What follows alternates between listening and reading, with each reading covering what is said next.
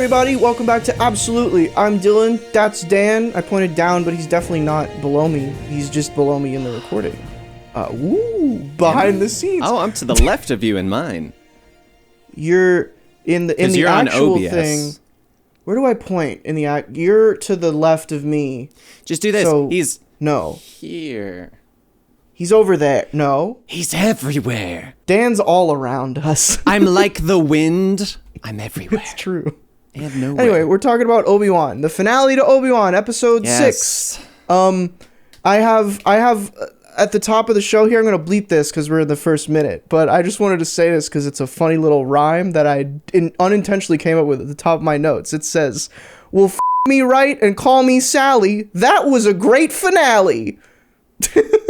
It was. You know what? I'm gonna give you that one. You missed a syllable thanks, there, man. but you know what? I still A+ for effort. I really liked this episode. This was what I wanted this show to be. This was honestly such a good wrap up to the entire show as a whole, and I feel like it really solidified the show. Like, I feel like people that will watch this in the future and binge watch the whole show in like one sitting or like 2 sittings, I think this as the finale and the last couple episodes, like all of it together, is just going to be such a good experience for people, because there's only one big thing that I was not a fan about the finale, and that was the fact, and here's a spoiler, I mean, I don't know why you're watching this, Talking about the finale. it was when during the fight between Vader and Obi Wan is in the giant hole, and Vader doesn't mention the high ground once. All right. I desperately wanted him to say something along the lines actual of criticism. No, it definitely is an actual criticism. I desperately wanted him to be like, "Who's got the high ground now, Obi-Wan?" or something like that. You wanted him to deflate all of the tension out of that scene by referencing because the funny line. It's an important line because that was the But it's a stupid literal line. last thing that is between them. And during the entire fight, they're constantly quoting Revenge of the Sith. Like, they're saying and doing parallels to what happened. But that's why I was expecting something. Even if it wasn't as cheesy as like, or something just along the lines of basically I'm the one in power right now. Don't try it, kind of thing. Like, I just wanted him to say the high ground because he had hella high ground. I'm just saying. Sure. He had a lot of high ground. I think maybe that's implied. Okay. I think it's the same thing of like, it's like in episode 3. Said. Yeah, but like in episode 3 of this series, not episode 3 of Star Wars. That's not confusing. But when he drags Obi-Wan through the fire, like, it's like, yeah, we get it. Like, you're doing the same thing. But Vader didn't need to say, you did this to me, now I'm gonna do it to you.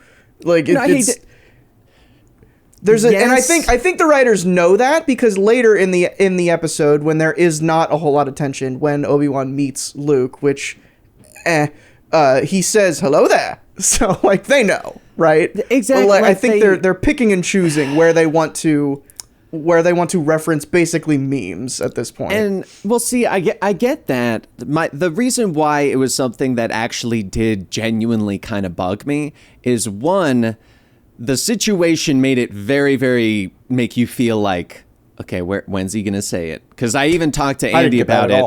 Okay, because I talked to Andy and I was like, I had one complaint, and he was like, "Is it about the high ground?" I was like, "It was about the high ground." Fascinating. Like, the way that Vader was talking and like basically constantly being like, "I'm more powerful, I've gotten stronger," like he constantly like, "You're not my master anymore," like that kind of stuff. That's why I felt like he was going to say something about the high ground, because of the fact that when Obi-Wan had the high ground, it was basically the "give up, you're defeated." And that's why I kind of wanted him to do that, because it was fair. give up, you're defeated kind of situation. But anyway, that part aside, the episode as a whole, that fight scene, oh my god, good. It was so good. Cool. Also, they did it in the environment that Avatar: The Last Airbender has the fight between Aang and Ozai with the giant wood. Like, was I the only one that I didn't think of that in the moment, but that's definitely very similar. Right. Just nondescript planet where it's like, oh, there's lots of brittle rocks, so that brittle rocks that are like big pillars very tall between them. Yeah. But yeah, that entire confrontation is kind of what I wanted this entire show to be, and like, you know, between the fight choreography having meaning, like I was talking about, like, compare for a more recent example, we were talking about Revenge of the Sith, where you really like that last fight, and I think it lacks a lot of meaning and weight. Like, compare that fight to this one, where like this one, even on a technical level, like the lightsabers feel like they have weight, and they're Obi Wan and Vader are both fighting with a lot more purpose and a lot more like style to them, right? Which they're not like it seems like every swing has meaning, in terms of like moving the fight forward in a different direction. It's like it's this back and forth as opposed to, like I said in that review, looking like a dance.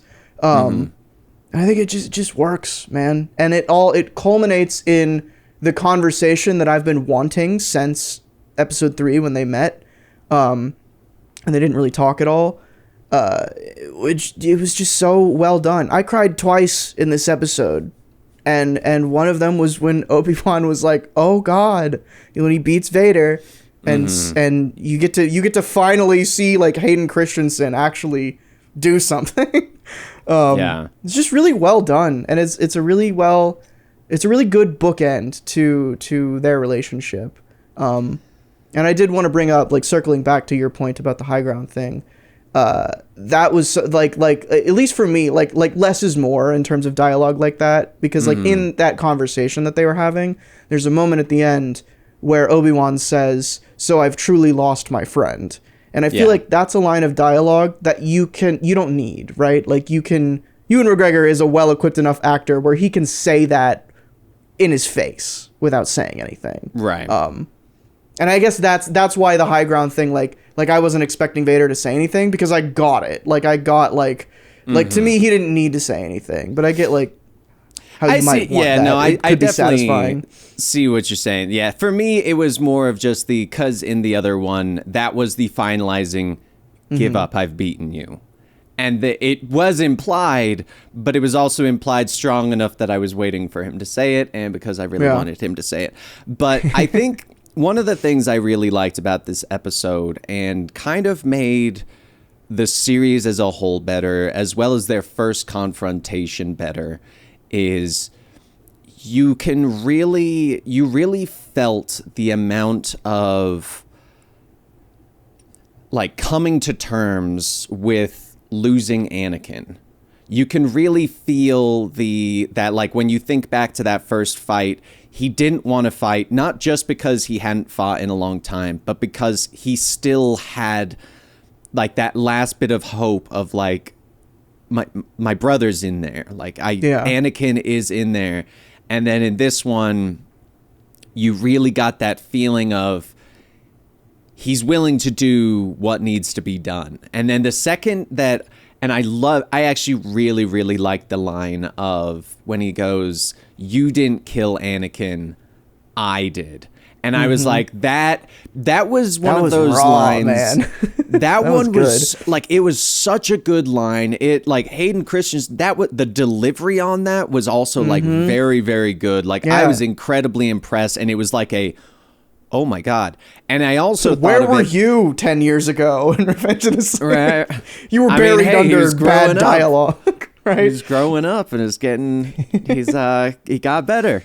But like I loved that, and I also loved it because it adds to the original trilogy of Lord Vader killed your father, because it really adds more weight to that of him even admitting it.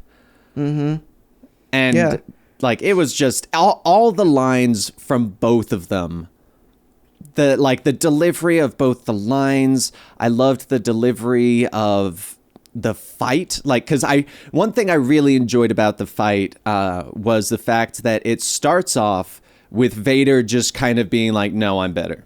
And then partway through, you start really seeing I've got to try. Like, and then like the hate coming in and stuff. And it, like Obi-Wan starting to like finally unleash himself. I was a little bit like worried. You could say the Force was unleashed. Oh wow. Because there is like, I feel like Jedi being superheroes is like a line that Star Wars has been towing for a while.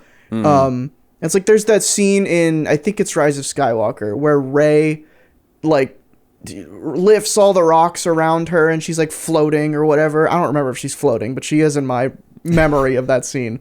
And I was a little worried that that's how Obi-Wan was going to get out of the rocks. He was going to, not unlike the Avatar, like burst out of the rocks and have like earth bending all around him. And I was like, well, that'd be a little bit much. He did end up like throwing a shitload of rocks at Vader, but not in a way that seemed like too realistic talking about Star Wars. Right. But yeah, I think that whole confrontation, like I will say, one more thing about that fight. Say what you will about Disney era of Star Wars, but they know how to make lightsabers feel heavy.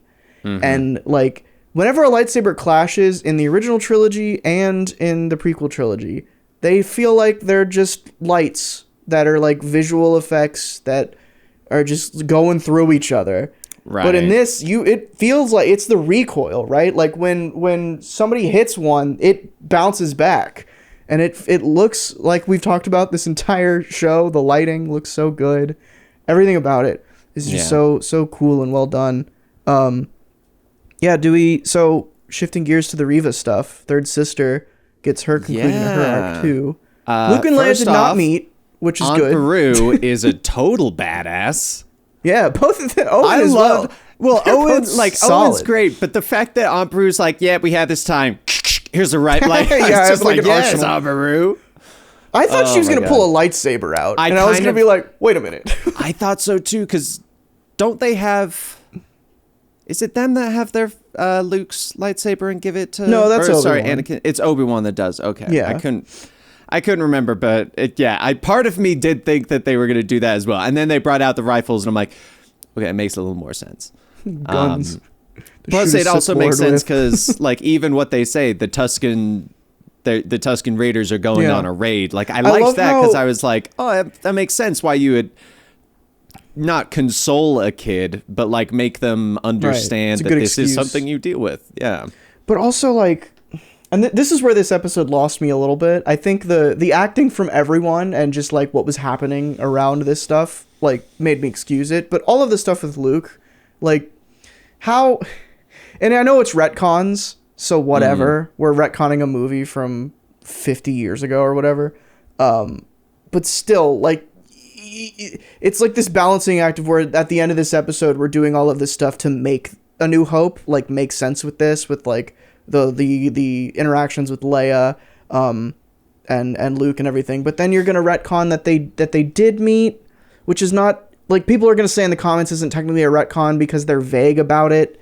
In A New Hope, but they're also vague about it with how Leia knows Obi-Wan. Like, you could interpret what she says in A New Hope as her never having met him. Right. And it's similar in this where it's like, the most egregious of it to me is like, Luke definitely saw a lady come after him with a red lightsaber, and that just didn't come up when he was talking to Obi-Wan. You know what? I will actually, I'll give them the credit on this one. First off, the remembering people that you meet, that I totally understand, of the fact that you can excuse that. I'm sure my parents made me meet their friends when I was 10 years old, and I don't remember every single one of them, but they probably remember it. And like, that's just having a kid, being a kid, but they do also pretty much show that Luke hits his head pretty damn hard after that. For all we know, like, I mean, for all we know, like, he either forgets it or they're like, oh no, like they'll convince him it was a bad dream or something. There's a million different ways. There's ways you can excuse it. It was the third sister stuff though. I'm glad she was injured before this. I know that's a terrible thing to say, but I'm glad she was, to excuse and make it make a little more sense of why Owen and Beru could actually hold their own against her. Because otherwise, let's be honest, I think everyone would be like, how the hell? They'd be all dead. Exactly. Yeah. I mean, even like to begin with, I think there's enough there to like if we're gonna try to excuse writing. I can excuse anything. I'm a very like think through that kind of stuff, but sure. But like even in that case, like there is a lot more groundwork where like obviously the resolution of her character is that she didn't want to do any of the things that she was doing, and that her breaking down and kneeling in front of Obi Wan, that was the second time I cried. Was I the only one? Very well done. That thought she was gonna kill herself with her lightsaber? No, what? When she sat there and she took out her lightsaber after like the hilt, and she was sitting there and she was on the ground and she basically, because she was basically like, I failed them, I failed everyone, like, and I thought she was legitimately gonna just like lightsaber herself. In a Disney movie? No. Yes. I mean, she got stabbed once already in a Disney movie. That's true. And she is a Sith. Like, that's why I was like, when she came out, that was a thought that I had though. I was like, they're not gonna actually do that, are they? They're not gonna have her commit seppuku.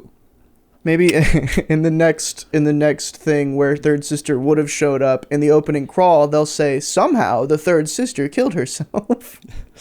And then we just write that character off. No, speaking of that though, like Moses Ingram, who I kind of crapped on in the That's previous the actress's name? Couple episodes, yeah, who plays third sister. I kind of crapped on her a little bit, mostly because of the writing, not her acting. And I wholeheartedly stand by it's the writing is the problem, because in this episode she did a fantastic job. It was a Hayden Christian situation. Yeah, exactly. And like, that's the thing with the prequels, is it's all, for 90% of the prequels, it is bad dialogue that people are doing their best with. Yeah. And that's I've seen some people share the sentiment of like, this show is what the prequels should have been. And I think at its best, absolutely, I agree with that.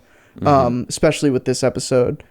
Like, because really, if you think about it, like Vader and Obi-Wan's confrontation in this episode is pretty much the same confrontation that they have in Revenge of the Sith. It's just much better executed, and obviously later, so things are different. Yeah. But yeah, this was solid, man. I think I want to see more from the third sister. I want to see more from Obi-Wan. I know, like, the more we do of him in this time period, the less canon starts to make sense. Right. But Ewan McGregor is such a knockout, and, like, I'd love to see a version of this show learning from its mistakes and not limited, but, like, needing to fill 6 episodes. Because I don't know about you, but, like, this episode really showed me that, like, oh, this was a 2-hour movie that they spread out into 6 episodes. That was my exact thought when I saw it as well. I was like, that's why I started this review off saying in a binge it would be perfect, because like the progression of the whole thing glaze over for half the show. Yeah. I think there's an edit of this somewhere where, you know, you take the first episode, you take the last episode, and bits of the third episode. You try to cut Leia out as much as possible. Not because she wasn't fun for certain parts, but because she's not really important to the overall story. And that's your movie. And that would be great. Like, just the scenes of, like, Obi-Wan being sad, Obi-Wan meeting Vader for the first time, Obi-Wan meeting Vader for the last time. That's great. But also, last thing, I was totally right about Qui-Gon. Did I say that in the last one as well? Like, I was like, when are they going to do the... Did I say that on or off? I called it. I said, mark my words, he will show up in the very last scene of the very last episode. Yes, you did. And that's exactly what happened. Oh, Liam my Neeson's gosh. Force Ghost showed up and said, we have much work to do. What are they doing, do you think? You know what? I don't know. Probably he's learning to become a Force ghost when he dies, inevitably. Actually, He's I like, mean, it makes hey, sense because Obi-Wan, doesn't. here's the secrets. I mean, Yeah, he does probably become a does Force ghost. because he becomes a Force ghost and technically doesn't like die. If I remember I don't right, know, he disappears. Well, he disappears, but that So Yoda maybe does this the is same the training thing. for that. Maybe this is the training for when you become a Force ghost. You have to do it in this certain way. That is the weird thing about like Force ghosts to me has always been that it's like, and I'd be interested in your take because you have, I feel like you have a better grasp on the Force than I do. But because the Force ghosts, they've never like explained it in a way that this show seemingly has, or I guess Revenge of the Sith did, because Revenge of the Sith was like Qui-Gon figured out how to become a Force ghost. Mm-hmm. But like before that, I always assumed it was just a thing that happens when you're a Jedi. Like you just become a Force ghost. That's your afterlife. Right. My assumption was it was kind of like a enlightenment thing. Okay. Like you reach enlightenment and you basically literally let go of all earthly possessions, including your body. Right. And you basically become part of the Force. You become a 15th level wizard. If they want to do it in their weird prequels way, they become a cloud of midichlorians that just go into the ether. Midichlorians return to the Force. That's kind of how I've always interpreted the Force Ghost is just it's a like ascension to the next level of you just exist. And I think this one also showed that it's like it's also one of those things where you are there, but in order to see them, you also have to be in tuned with the Force enough to basically like see the Force. Mm-hmm. And I think it is a cool like however much garbage I give Disney lately for making like these last minute scenes of like I don't think anybody was super interested in seeing Qui-Gon, so I'm not so upset about it. I needed to see it at least once. No, same, but like I'm saying like as opposed to in Moon Knight where it's like the whole time people were like, "Where's Jake Lockley?" Oh yeah. And then he shows up at the very last scene to tease a season 2 that we'll never get. Like that's people. I don't think people cared about Qui-Gon that much in the Obi-Wan Kenobi show. Right. But at least here, like it also had meaning, right? Like the arc was like at the beginning of the show, Obi-Wan didn't care about the Force. He was pretending it didn't exist, blah, blah, blah. And by the end, he's so strong and in tune with it again that he can see Qui-Gon, which is cool. I think it's not so much a in tune. I think it's more of a belief. Like, yeah, I think, that's what I meant. That's kind of how I've always pictured the Force is it's very much you got to believe, I guess, and sense it. But that's just my little thing. But overall, that's why we have to keep believing in Qui-Gon, or he will disappear like Santa Claus or Tinker Bell. Exactly, Dylan. We have to believe in the Force, or it will die. Why hasn't that ever been a plot point in this Disney friggin' franchise? Is Tinker Bell a Jedi? And on that note, this has been absolutely. Thanks for watching our reviews of Obi-Wan Kenobi. Who knows where this will go? If it'll get a season 2, probably not. I hope but we'll see. Fair enough. I mean, well, actually, you know what? I was actually saying to Andy, it would make perfect sense for them to do a season 2 because if you think about it, this show takes place over a week. Yeah, it's like pretty time small period in time. The show. It's like it's been a week, like if even they already that. wrote themselves into a corner with an Obi-Wan Kenobi show once, so I'd be very surprised to see them do it again. The next one, it's going to be Obi-Wan's training session with yeah, Qui-Gon. It's just 6 episodes of Ewan McGregor and Liam Neeson like bantering. That would be great. I'd watch that. I would actually be okay with that. Yeah. Anyway, thanks for watching. Absolutely, I'm Dylan. That's Dan. Stay tuned for whatever we got next. Woohoo! I don't know what that was.